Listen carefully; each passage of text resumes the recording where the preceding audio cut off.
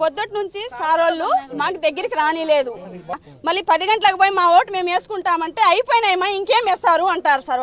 ఒక్క ఏజెంట్ లేరు సార్, ఏ booth agent లేకుండా ఎట్ట ఓటు వేసుకుంటారు సార్. ఎంతమంది ఓట్లు వేశారు ఇక్కడ? ఎవరికైనా రైట్ మనం చూడొచ్చు. వీళ్ళెవరు కూడా ఓట్లు వేయలేదు, వీళ్ళెవరికి చేతి కూడా ఇక్కడ గుర్తులేదు. మేము ఓటు అయితే వేయలేదు సార్. పొద్దున 7 గంటలకు అందరం వెళ్ళాము. మీరు 10 గంటల వరకు అలోక్ చేసే బూత్ దగ్గర రావాల్సిన అవసరం లేదని ఒక్క అబ్బాయిలు కూడా దగ్గర రానిలేదు. ఎక్కడమ్మా? మా కన్నంపల్లె మొత్తం 615 ఓట్లు ఉన్నాయి మావి. మాకు దగ్గరే అలో చేయలే. మేము నిదానంగా వెళ్ళాము. వెళ్ళిన తర్వాత అక్కడ మేము పోతే అన్ని అయిపోయినాయమ్మా. ఇంకెందుకు ఆడిపోయి మీరు బతులంగా కానీ వేస్ట్ అవుతుంది అని డిపార్ట్మెంట్ వాళ్ళు పంపించేసినారు. పులివెందులలో ఎలక్షన్స్ జరిగింది నిన్న. ఆ ఎలక్షన్స్ ఎలా జరిగింది అంటే, మీరు గతంలో కొన్ని మూవీస్ లో చూసి ఉంటారు. అంటే పాత మూవీస్ లో, ఇప్పుడున్న ట్రెండ్ కాకుండా రాయలసీమలో ఎలక్షన్స్ జరిగేటప్పుడు ఎటువంటి వాతావరణం అయితే అక్కడ ఏర్పడుతుందో, ఇరు వర్గాలు అటు ప్రతిపక్షం కానీ పాలక పక్షం కానీ రూలింగ్ లో ఎవరైతే ఉన్నారో వాళ్ళు దౌర్జన్యం చేసి అక్రమంగా గ్రామస్తులను భయపెట్టడమే కాకుండా స్థానిక ఓటర్లను బూత్ దగ్గరికి రాకుండా పక్క గ్రామాల నుంచి వచ్చి వేరే వాళ్ళ ఓటు వీళ్ళు వేసి వాళ్ళని కనీసం బూత్ లోకి ఎంట్రీ అవ్వకుండా ఎంత దారుణంగా మనం సినిమాల్లో చూస్తామో, ఇప్పుడు నిన్న పులివెందులలో జెడ్పీటీసీ ఉప ఎన్నిక ఏదైతే జరిగిందో అక్కడ కూడా సేమ్ అదే వాతావరణం జరిగింది. ఏంటి ఎలా అంటున్నావు? ఎటువంటి ఆధారాలు లేకుండా అంటే, ఆధారాలు ఉన్నాయి బ్రదర్, ఆధారాలు ఉన్నాయి.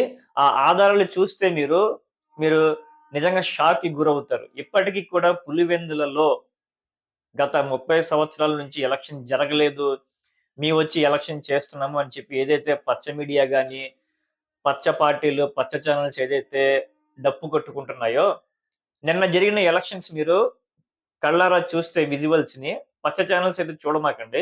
ట్విట్టర్ లో కానీ ఎఫ్బిలో కానీ ఎవరైతే అక్కడ స్థానికులు ఏదైతే వీడియోస్ పోస్ట్ చేస్తున్నారో ఆ వీడియోస్ అన్ని చూస్తా ఉంటే మీరు ప్రజాస్వామ్య పద్ధతిలో జరగాల్సిన ఎన్నిక పాలక పక్షానికి ఫేవర్ గా అటు డిపార్ట్మెంట్ కానీ ఎలక్షన్ నిర్వహించే అధికారులు కానీ వన్ సైడెడ్ గా చేసి వైఎస్ఆర్సీపీ పార్టీని అక్కడ ఏదో విధంగా ఓడించాలి, జెడ్పీటీసీని కైవసం చేసుకోవాలి అని చెప్పి చాలా దారుణంగా కుట్ర పన్ని నిన్న ఎలక్షన్ అంతా నిర్వహించారు. అక్కడి నుంచి వస్తున్న వార్త ఏంటంటే, నిన్న జరిగిన ఎలక్షన్స్ క్యాన్సిల్ చేస్తారు, వైఎస్ఆర్సీపీ కోర్టుకు వెళ్తుంది అని చెప్పి కూడా మళ్ళీ ఎలక్షన్ జరుగుద్ది అని చెప్పి కూడా వార్తలు వస్తున్నాయి. అయితే పక్కన ఒక వీడియో ఒకటి ప్లే అవుతుంది చూడండి. వీళ్ళు అక్కడ స్థానికులు, ఈ స్థానికులు ఓటు వేయడానికి వెళ్తుంటే పోలీసులు అడ్డుకుంటుంటే, దయచేసి నా ఓటు నన్ను వెయ్యనియండి బాబు అని చెప్పి అక్కడ స్థానికుడు కాళ్ళు పెట్టుకుంటున్నాడు. చూడండి, తన ఓటు తాను వెయ్యకుండా అడ్డుకుంటున్నారు అంటే ప్రజాస్వామ్యం ఎంత దిగజారిపోయిందో, కూటమి ప్రభుత్వం తెలుగుదేశం పార్టీ చేస్తున్న అరాచకాలు ఎలా ఉన్నాయో చూడండి. నా ఓటు నన్ను ఏనిండు బాబు, నేను వెళ్ళి ఓటేస్తాను అంటే ఓటు వెయ్యకుండా అక్కడ టీడీపీ కార్యకర్తలు ప్రతి బూత్ దగ్గర దాదాపు 400 మంది సెక్యూరిటీగా ఉంటూ వాళ్ళ కార్యకర్తలతోనే వాళ్ళ మనుషులతోనే వేరే వాళ్ళ ఓటింగ్ కూడా చేస్తున్నారు అంటే ఎంత దారుణంగా రిగ్గింగ్ పాల్పడుతున్నారు అనేది, ఎంత దారుణంగా టీడీపీ కుట్ర పన్నింది అని చెప్పి క్లియర్ గా తెలుస్తుంది. జనరల్ గా ఎలక్షన్ జరిగేటప్పుడు ప్రతి బూత్ లోనూ ప్రతి పార్టీకి సంబంధించిన ఒక ఏజెంట్ అనేది ఉంటారు. కానీ ఒక బూత్ లో వైఎస్ఆర్సీపీ పార్టీ ఏజెంట్ ఒక మహిళ బూత్కి కూడా వెళ్ళలేదు, ఇంట్లోనే ఉంది, ఆవిడ్ని వెళ్ళనివ్వలేదు. ఆమె ప్లేస్ లో, ఆమె స్థానంలో ఎవరో ఒకళ్ళు ఉండి వైఎస్ఆర్సీపీ ఏజెంట్ గా నిర్వహించాల్సిన ఆమె ఇంట్లో ఉండగా వేరే వాళ్ళు ఆమె ప్లేస్ లో ఉండి ఎంత రిగ్గింగ్ పాల్పడుతున్నారు అనేది చూడండి. ఈ పక్కన వీడియో చూడండి మీరు. ఈవిడ ఏజెంట్, వైఎస్ఆర్సీపీకి సంబంధించిన పోలింగ్ బూత్ ఏజెంట్. ఈవిడ మాత్రం ఇంట్లోనే ఉంది.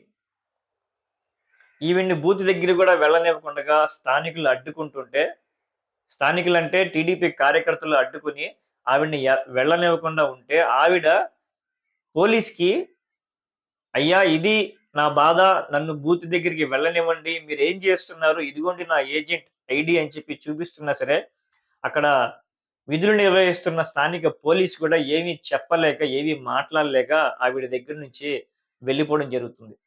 సో ఇదంతా చూస్తా ఉంటే టీడీపీ ఎంత కుట్ర పన్ని పులివెందుల ఎలక్షన్, పులివెందుల జెడ్పీటీసీని ఏదో విధంగా కైవసం చేసుకోవాలి, అధికారాన్ని ఛేదించుకోవాలి అని చెప్పి ఎంత దారుణంగా కుట్ర పన్నుతున్నారనేది క్లియర్‌గా తెలుస్తుంది.